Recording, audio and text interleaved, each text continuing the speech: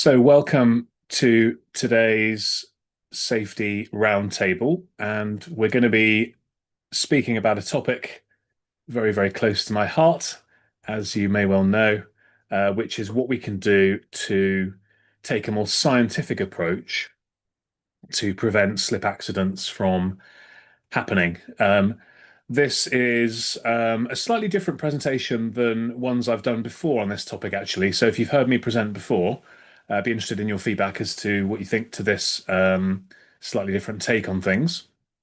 If you haven't done, then I'll do my best to cover all the key points and make it as engaging as we normally can manage to do in other presentations that we give. Would love to get your questions, comments in the chat if you're joining live. If you're listening to this or watching this in the replay, then do fire into the comments anyway, and I will, as always, try and come back to them and pick them up as we go.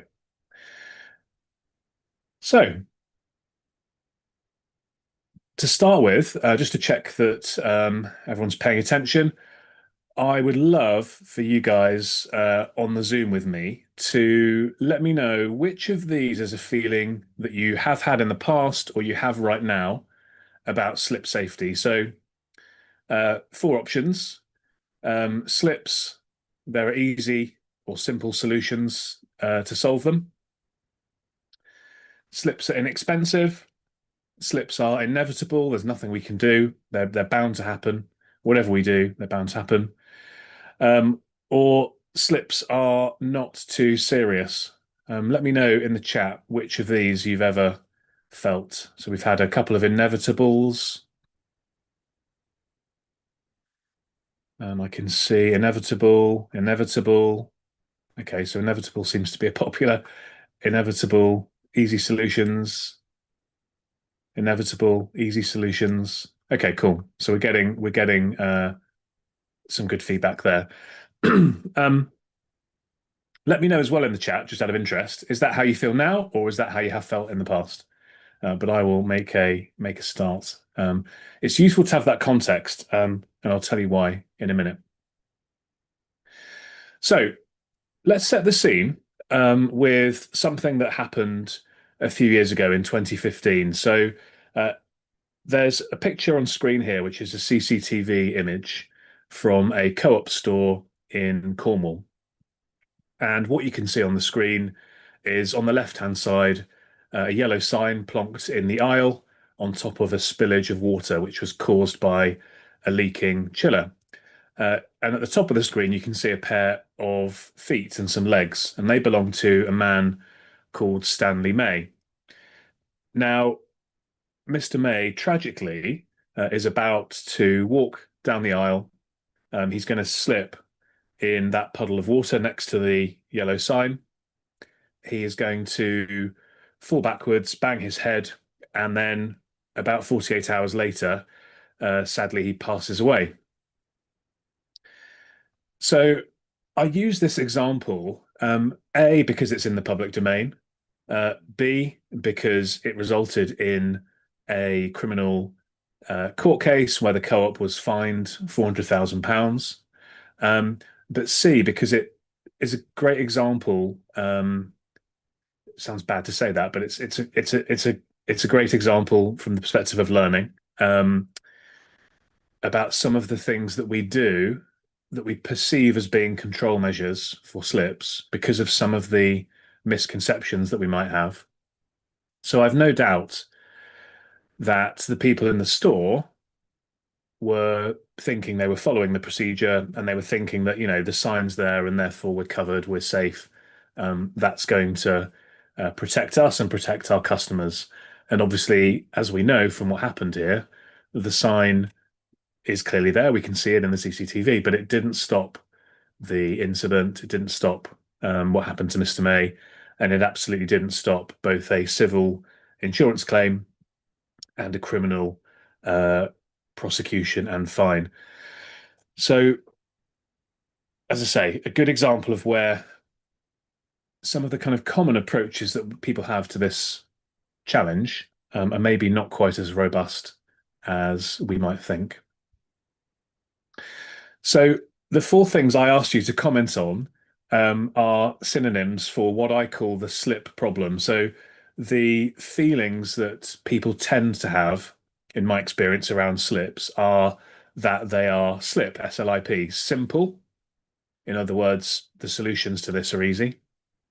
Low cost, they're not very expensive. And actually, even if it does cost us something, our insurance covers us anyway. Impossible to solve, excuse me, and paltry, insignificant. Yeah, you might get the odd sprained wrist, but nothing too serious happens. And obviously, that example, just that one example of what happened to Mr. May, um, that breaks some of these myths. The simple solution was there. The yellow sign didn't stop. It wasn't low cost because it cost them £400,000. Um, impossible to solve. Well, we can talk about how actually we could have approached that situation differently. But I'm going to run you through today some of the things that are proven to work to reduce these incidents from happening significantly. And obviously, this was far from paltry. So what we actually see is this kind of situation where um, we're doing the basics, right? I'd never go into an organization and they're not doing the basics.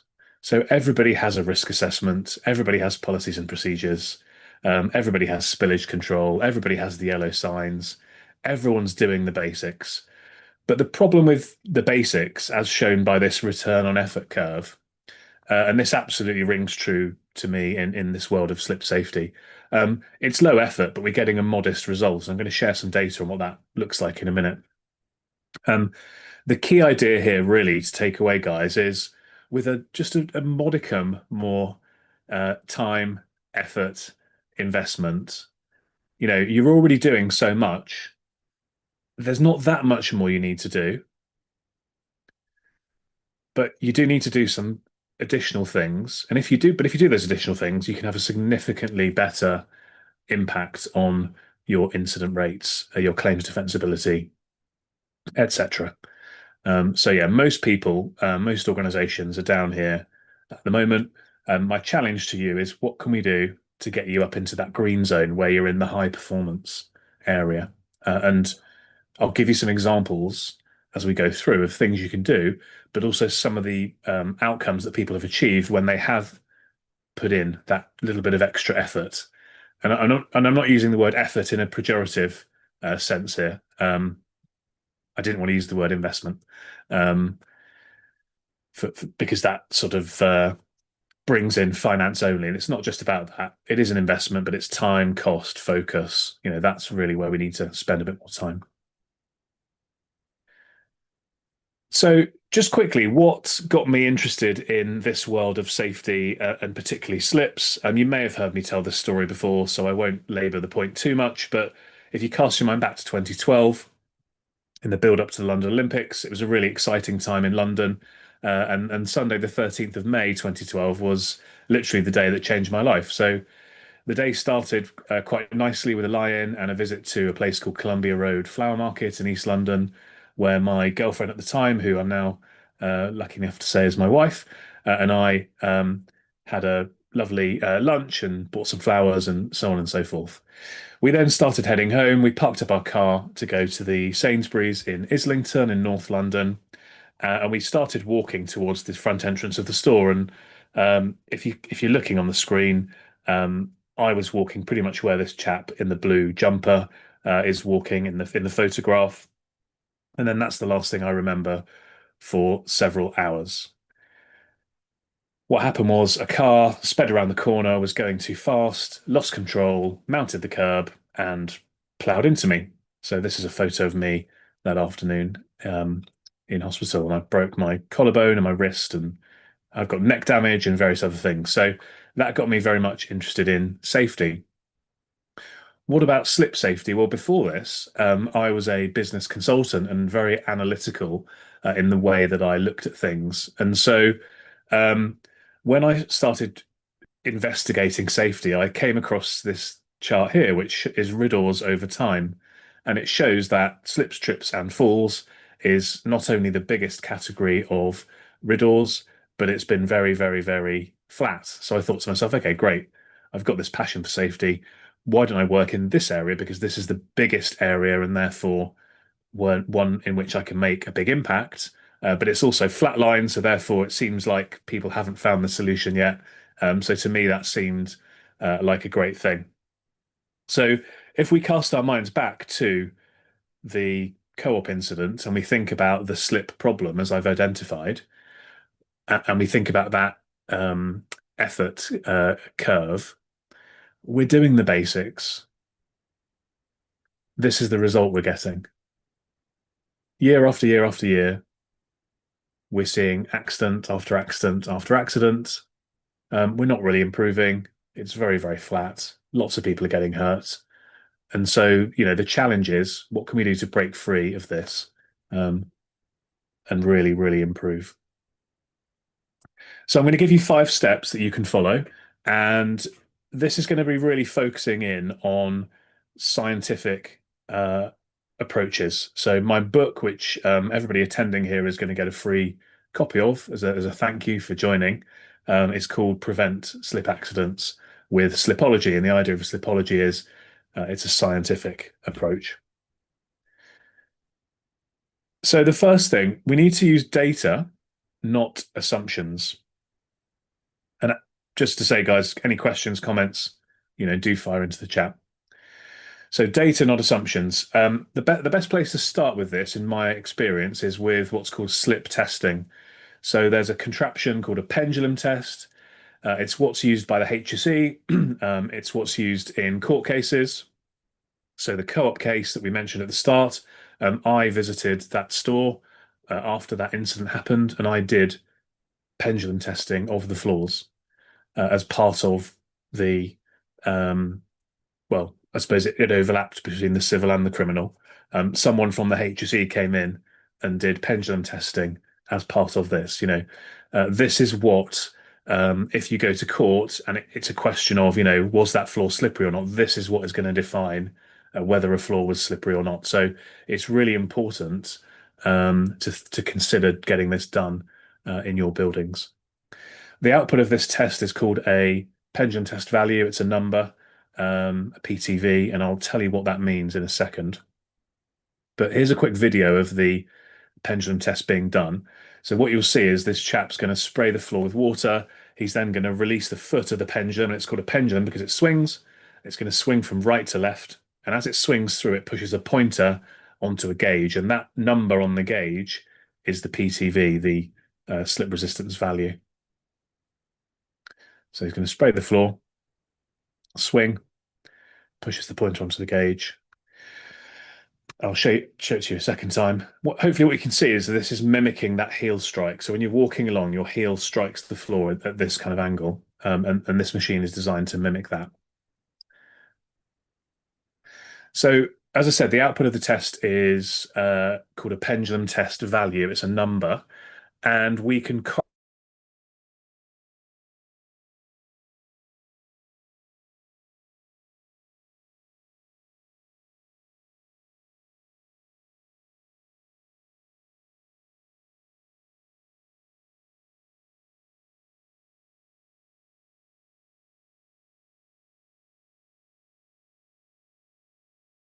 if you score 36 or above on the test, and I'm going to say when the floor is wet because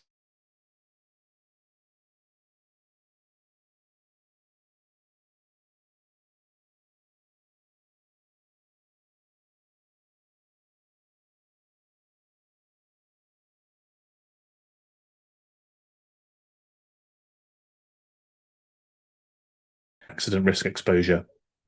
So by doing this testing, we can plot ourselves on this chart and figure out, right, what is our risk exposure in different areas of our building when the floor is dry.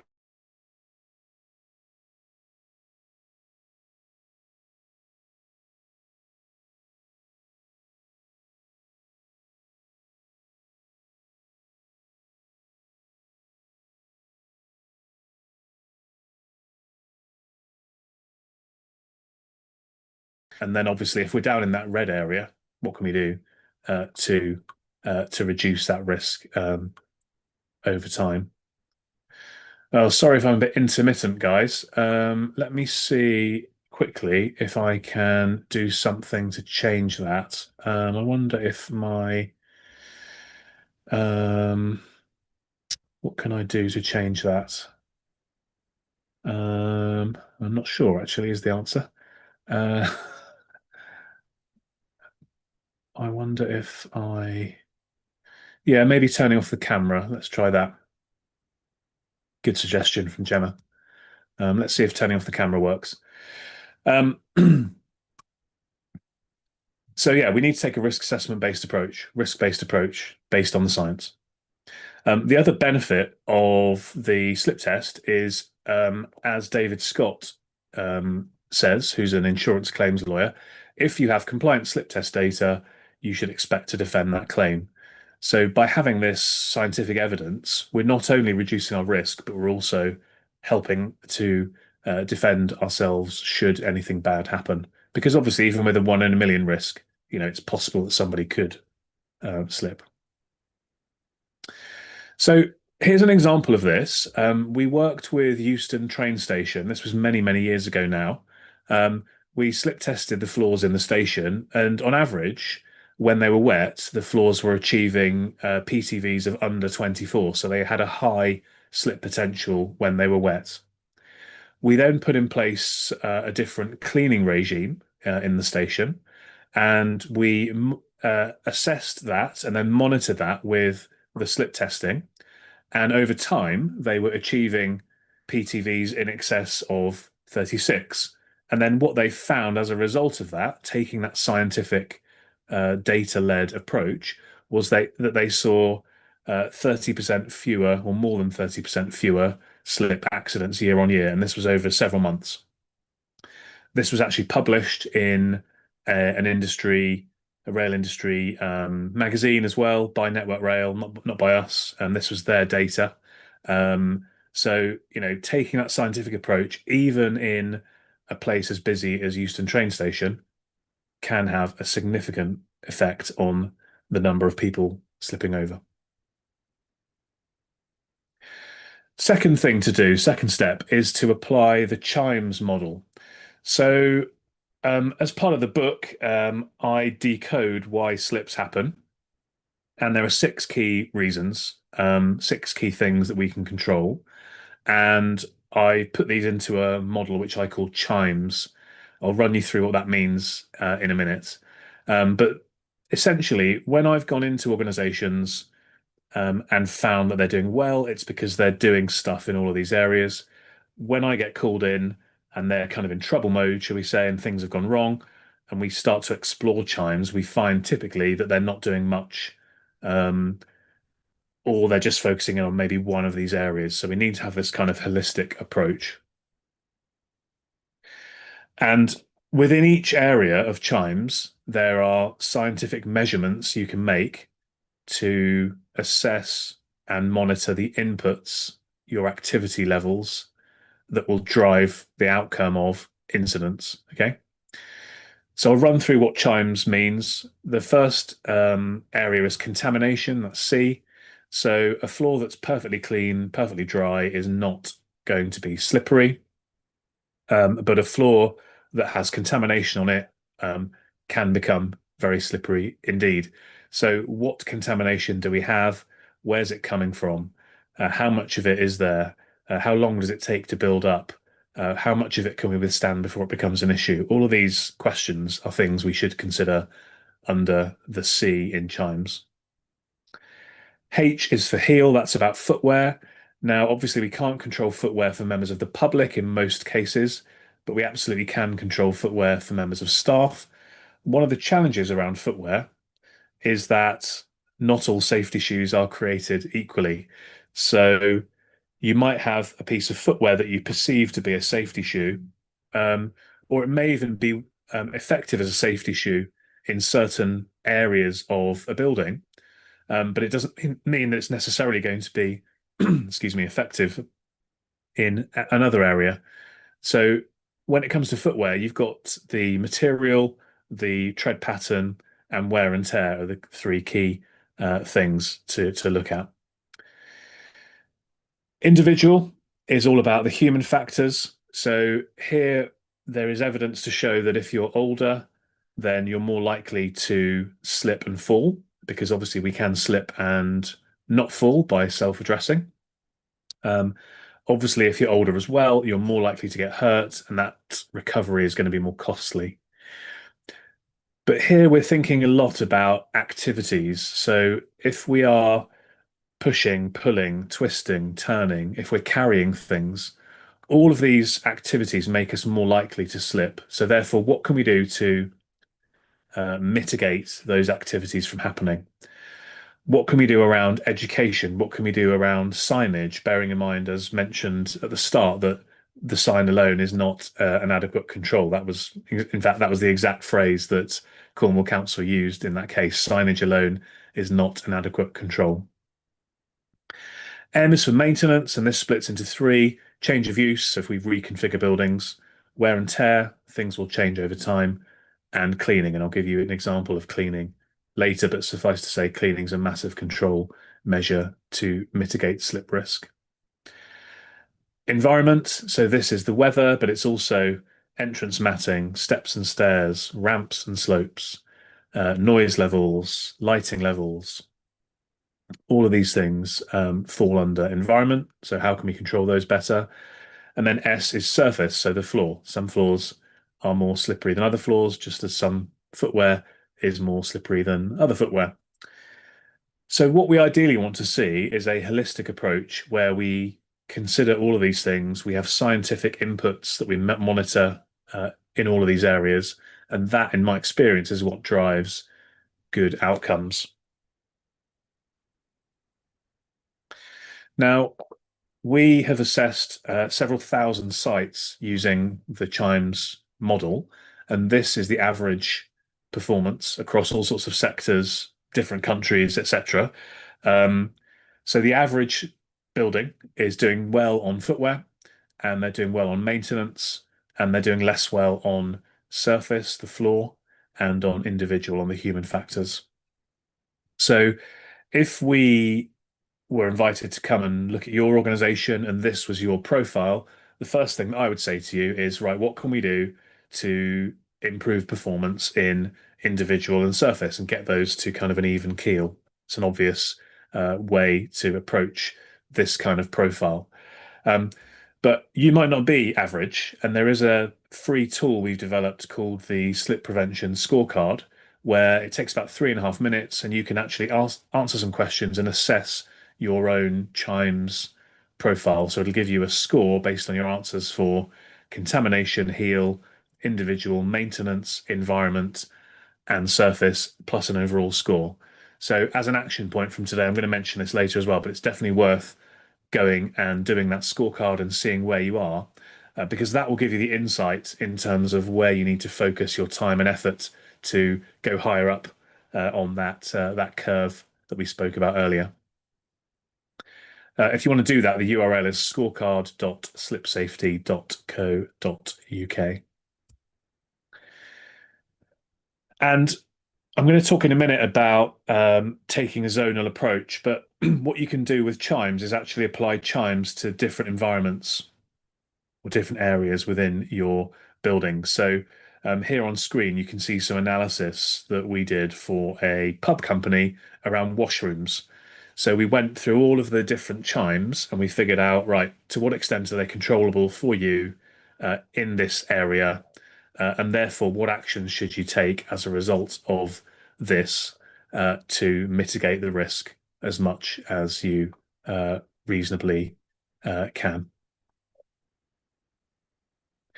So yeah, step three, zoning your risks. Now, um, one of the things that frustrates me when I go in to meet with people and I ask them to show me what they're doing currently around slip safety is I tend to find, not always, but I tend to find um, some policies, procedures, risk assessments that are across the board. So I remember interviewing on the podcast uh, a barrister, and I said to him, Are you better to have a health and safety policy that is all singing, all dancing, hugely detailed, world class, but no proof of actually doing it? Or are you better off to have something that is um, sort of one piece of paper, very high level, but you can actually show that you've done every single thing that it said? And he said you're better off with point two. So I'm not saying we need to go overboard in terms of detail, but what I would say is, and another point he made is, it needs to be site specific. Um, and so if you've got a business with multiple sites and you've got one policy, procedure, risk assessment covering everything, that's not really cutting the mustard. At a site level, um, you need to think about taking a zonal approach to slip risk. And I would suggest it's something like a 95%, 5% split. 95% of your floors are very unlikely to ever get wet or contaminated. And therefore, it doesn't really matter what you've got in place, um, as long as you can deal with spillages and try and keep those floors clean and dry. But 5% of your floor areas in an average building are foreseeably or regularly um, or constantly or whichever word you want to use, but it's foreseeable that these floors are going to be wet or otherwise contaminated, and therefore they need to be safe in the condition that is expected.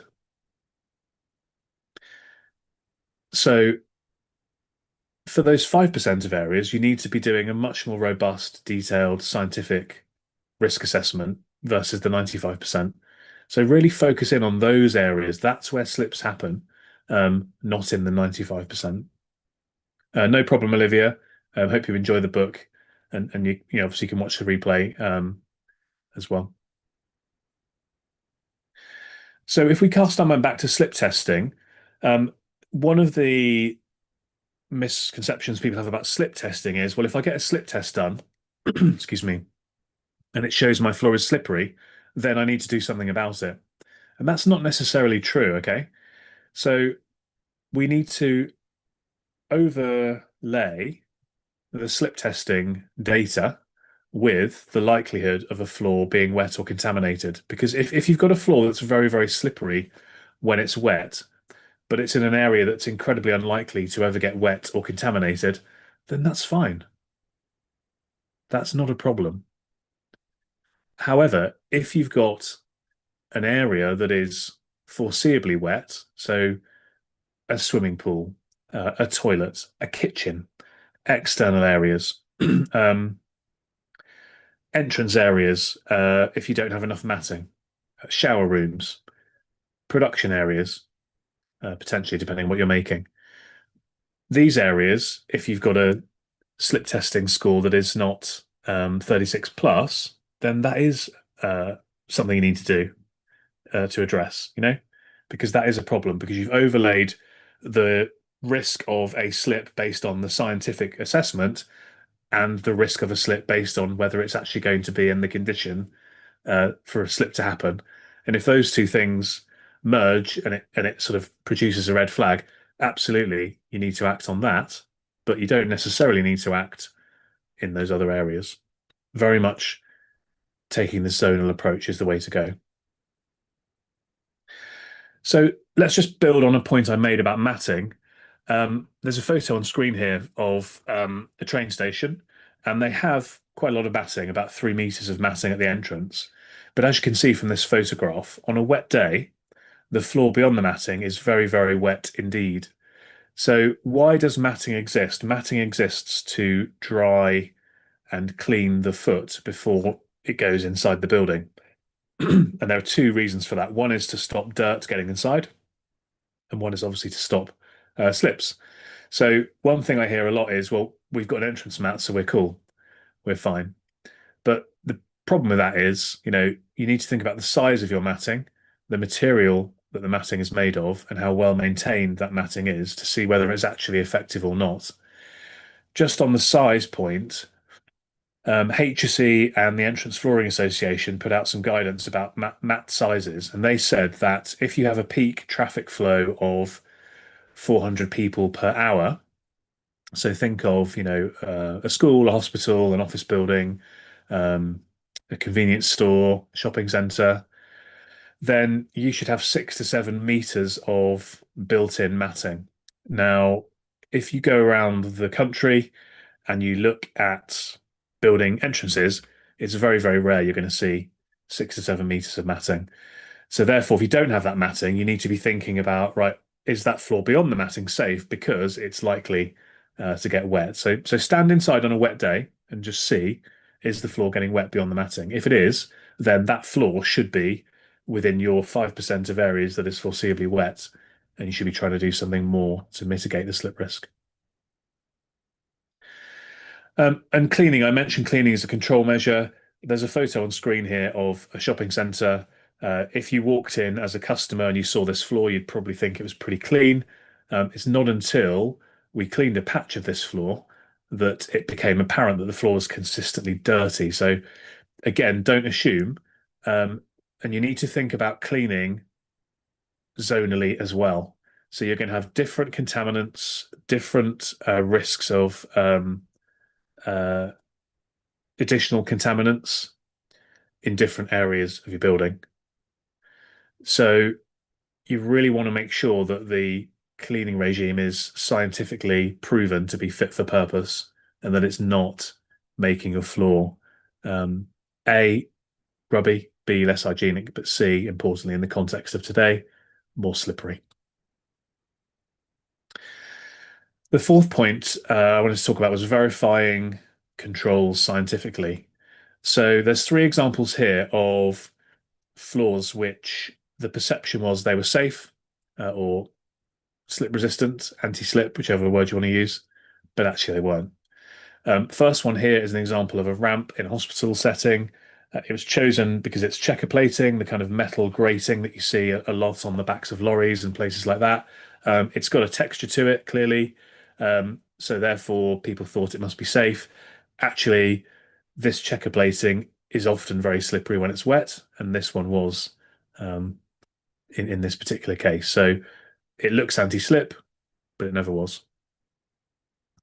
Second example is from a production facility that does spice blending. When you walk into this place, you look at the floor and you think it's going to be a slip resistant floor. Um, what's actually happened over the years is no problem, William. Thanks for joining. Um, is that the floor has worn away. So if you go under the racking or next to the skirting boards, the floor is very, very rough, like sandpaper. But if you stand in the middle of the floor is very, very smooth. So it looks like it should be slip resistant, but it isn't because it's worn away. And then a third example here is in a leisure centre where the perception of the general manager was we're fine because we've got an anti-slip tile in our changing rooms, and they did have an anti-slip tile in the changing rooms, but the problem here was going back to that prior point, it wasn't being cleaned effectively, and therefore it was really quite slippery. Once it was cleaned, it was safe. So this would be a floor that the perception would be, it looks safe, it looks anti-slip, but because it's contaminated, it isn't. So we've got to be verifying how effective our control measures are. We can't be looking at stuff and just assuming that it's safe. An example I'll give you is during COVID. So what happened in COVID? Everybody went mad doing fogging, total waste of time in most cases. The problem with COVID was if it was on a surface, then it could infect somebody. So to uh, prevent that risk, you needed to clean the COVID off the surface. Okay. So removed off the surface. What people ended up doing, a lot of people, was going around misting all this stuff everywhere. And all it was doing was laying on top of the COVID. The COVID was still there. Once it was displaced by somebody touching, it was back. And so there was a lot of kind of safety theatre or safety washing going on. So we've got to try and avoid that at all costs in all areas, but definitely in this area of slip safety. Gareth's put a question about anti-slip floors. Are there any recommendations for retesting the slip resistance based on annual foot traffic and expected wear of the anti-slip properties? It's a great question, Gareth. So, um, what I would do initially is I would probably test them after a year, and I would assess to see what well, firstly, I would test them out of the box on installation to make sure that they were actually anti-slip, right? So that's the first thing. But I would then probably test annually, just to see what changes, if any, were happening. And then after, maybe a couple of years, if you were finding very, very consistent results, then you might push that testing back to say every 2 years, or and you could even continue pushing it back slightly. What will happen is eventually there will be some changes. So, what to avoid at all costs is doing no testing, and no monitoring. So you definitely don't want to be in that position. But equally, there's no point being over the top and testing for testing's sake. So, test it initially, maybe more frequently, and then push that back once you've got more clarity and certainty, that the floor is maintaining at a good level over time. And the last point I want to make is about building the business case. So this is really, really important. And I have a phrase that I call profit from safety. So my firm belief is that if you look at a high performing, highly profitable business, they are going to be good at safety. And if you look at a business that is bad at safety, they're not going to be very profitable. So I believe there's an intrinsic link between safety and profitability. And I'm planning to write a book about this actually. Um, I'll give you an example of this, and then we'll talk a bit about how to make a business case. So we worked with a leisure club operator a few years ago, and they were having one slip insurance claim per week. Okay, so they had 100 plus sites, so it's not a small number of sites, but they were having one slip claim per week.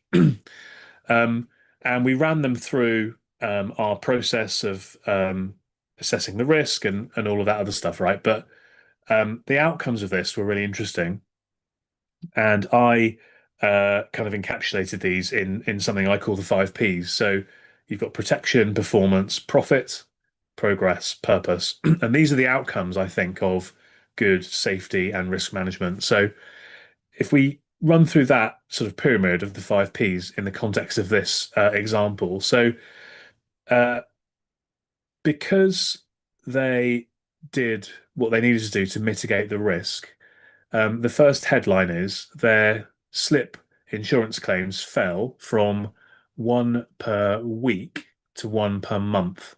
So that's a decline, a huge decline in claims. Now, it's not zero. Um, we can talk about zero harm, and we have talked about zero harm on the podcast before, but um, zero maybe isn't realistic. If you've got areas that are wet, even if you've got that 1 in a million risk, there is still a risk. Um, so safety headline level, massive, massive reduction. Um, so they had certainty of that level of protection, right? What about performance? Well, actually, because they were taking the steps they needed to do to make their club safer, they were actually seeing other operational benefits as well. So, for example, their member feedback went through the roof because their floors were cleaner, because they were cleaning them more effectively to keep them safe. They were cleaner. They were seeing fewer members leaving due to um, complaints about cleanliness. They were finding it easier to attract more members. They were saving time with uh, dealing with incidents, and in lots of other ways as well, operationally.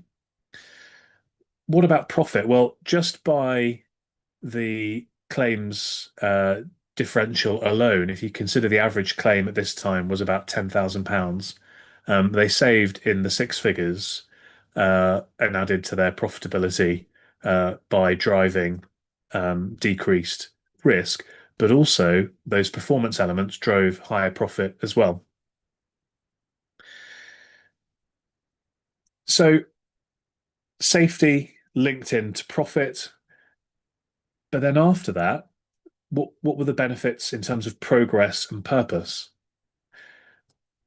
Progress to me is all about, right, we've improved this business in such a way that we can now think about expansion or developing new products or whatever it might be, some kind of growth within the business.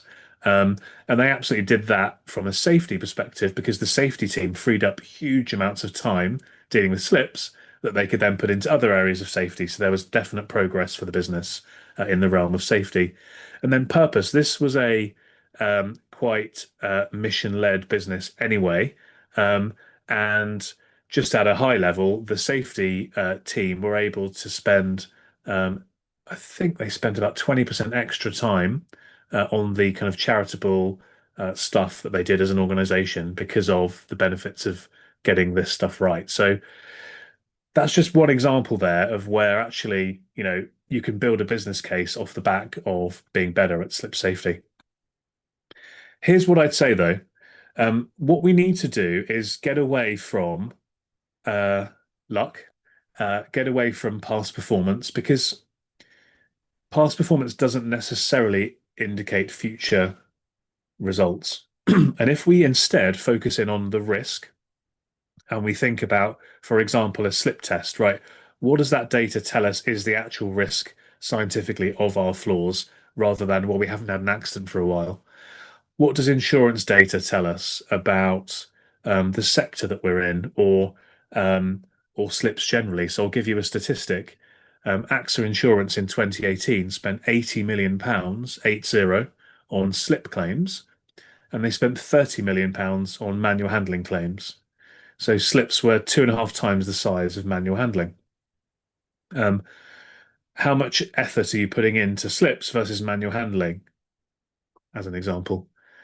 Let's think about data from our industry, what's going on, and benchmark ourselves in our industry. Let's think about accident data at a high level, all those RIDDOR statistics that we saw and other data as well, and use this to build the case that actually, even though we may have been fortunate and we haven't had slips in the past, that doesn't mean they're not going to happen in the future. And then when it comes to what's the ROI here, well, we need to think about the human costs, the insurance costs.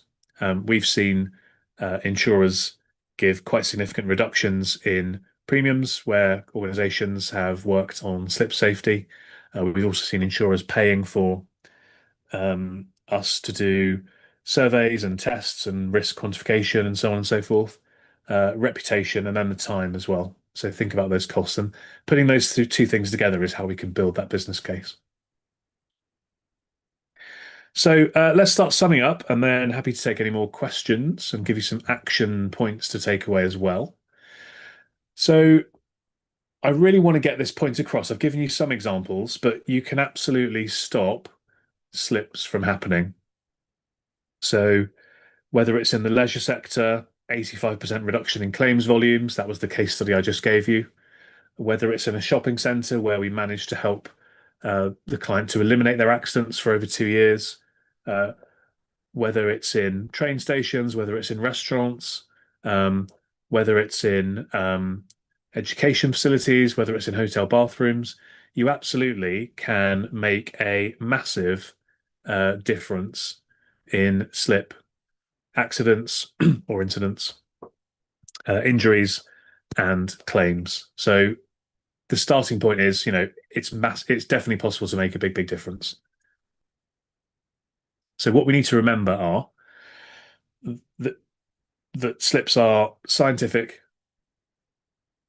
they're serious, and they are stoppable. So the three S's: serious, scientific, stoppable. Why should you care? What's in it for you? Um, so if you can go away and start to put in place these scientific measures, what that's going to give you is really strong confidence and certainty that you're managing the risk. So if you're moving away from assumption and instead you're relying on science, then you know you've got the facts to prove that you're reducing that risk. So it's going to take a weight off your shoulders and certainly allow you to sleep more easily at night. But in the longer run, based on all the organizations we've worked with over the years, uh, less people or fewer people, sorry, getting hurt, less harm. Um, More time for you, more ability to be strategic in your safety management and think about other areas of safety, and of course, lower costs. So here's what to do next. A couple of things. Firstly, thank you for coming and joining me today. We're going to be in contact with you and we're going to send you a copy of the Prevent Slip Accidents with Slipology book, Amazon #1 bestseller in safety books and in insurance books. If you are listening to this, watching this, joining us, however you are on the replay and you'd like a free book, just drop a comment or send me a message or an email or something. Happily send you a copy of the book. So go away and read the book and delve into this subject in a bit more detail. Secondly, I'd really recommend doing the scorecard. Oops, I've skipped ahead there a bit. Self-assess your building. Scorecard.slipsafety.co.uk. It takes 3.5 minutes. It's very quick. It's very intuitive, very easy. Um, it's going to give you that roadmap to say, right, currently we're doing pretty well. We've got these basics in place, like I said at the start. But here are the areas where we can improve. And then it's going to kind of signpost you to how to improve in those areas. So I'd really recommend doing the scorecard. If you want some additional help, just to be clear about how we can help, we do three things. We do diagnostic work, so we help people to assess chimes. We go in and do the slip testing for you and give you that scientific assessment. And we pull together uh, recommendations, testing results into reports, and then that will give you a much more detailed risk assessment and roadmap as to where to go. We then do solving. So we get involved in doing anti-slip treatment so we can make any floor type safe even when it's wet, so it'll pass that pendulum test. We also do deep cleaning as well, where floors feel impossible to clean and they're unhygienic and slippery. We can solve that too. And then we do maintenance. So we typically work with clients on an ongoing basis to ensure that that asset that is now safe stays that way over time. So that's it from me in terms of the content. Hopefully, what you have got from this today is that I'm very passionate about this topic. Hopefully, you agree I know a little bit about it. And I'm really trying to bring this fresh approach and very much a scientific approach to this age-old problem. And I suppose I'm trying to challenge you to say, look, doing the basics isn't enough. You need to go that little bit further. But if you do go that bit further, and it doesn't take much extra time, effort, cost, then you should have that feeling of confidence, that feeling of certainty that you are managing your risks really well. World class, best practice, high performance, all of that great stuff is more than achievable in this area. So, really encourage you to take some of the lessons from today, implement some of the ideas, and I'm sure you will get some good results from it. So I've got a couple of minutes left. If anybody wants to ask any more questions, thank you for all the comments to say thank you in the chat. But if anybody does have any more questions, then feel free to let me know. I've got one here asking about anti-slip treatment. So essentially, if you think about a swimming pool, because it's an obvious example of a floor that's going to get wet, right? Uh, if you installed around the poolside a glass tile on the floor, a smooth glass tile, that's going to be pretty slippery, right, when it gets wet.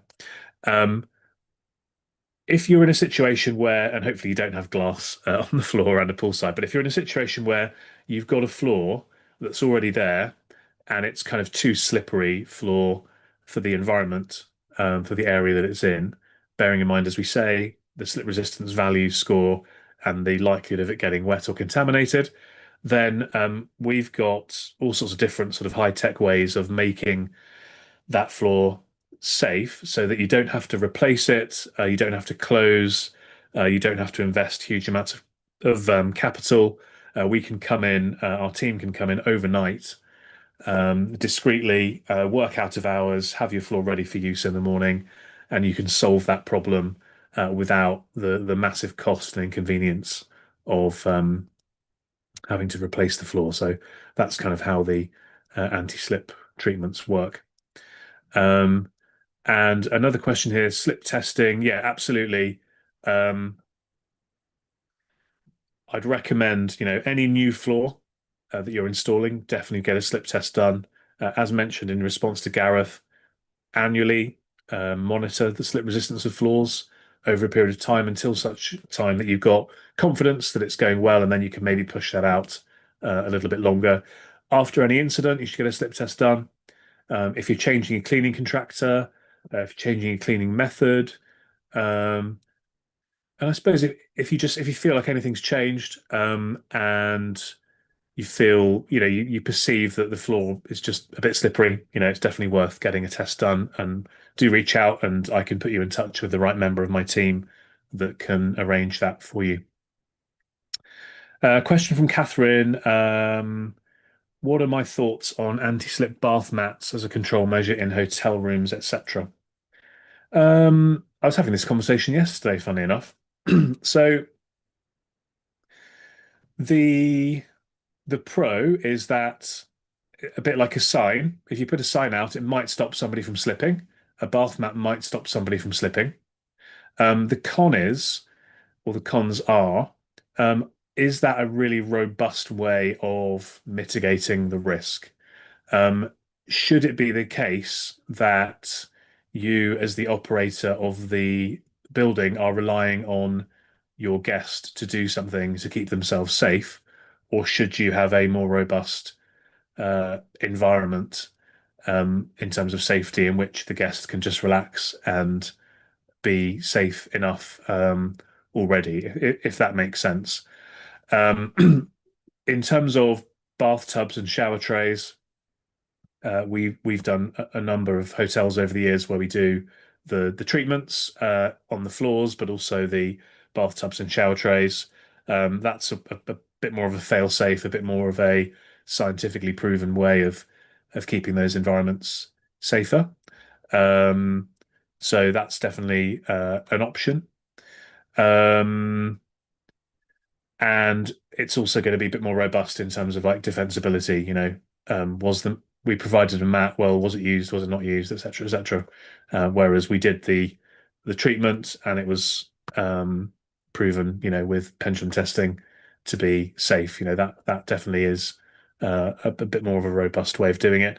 The other challenge with matting, whether it's in a bathtub or a shower tray or around a swimming pool or in a food production area or a kitchen, is that these mats, well, there's two things actually. Sometimes the mats themselves are quite slippery. So they're actually not much less slippery than the floors that they're on. Again, there's a perception that they're less slippery, but are they? Not necessarily. And the other thing is that they require quite a lot of cleaning and maintenance. So they are, in many ways, a little bit sort of unhygienic. And so that's something you need to weigh up as well. So hopefully that's given you a balanced view, Catherine, on that one. Okay, great. Well, it looks like that's it in terms of questions. So thank you for joining today, Catherine. If you want to pick that up with me in more detail, drop me a line, by the way, and we can always arrange a quick call. Um, yeah, thanks for joining today. I hope you've learned something.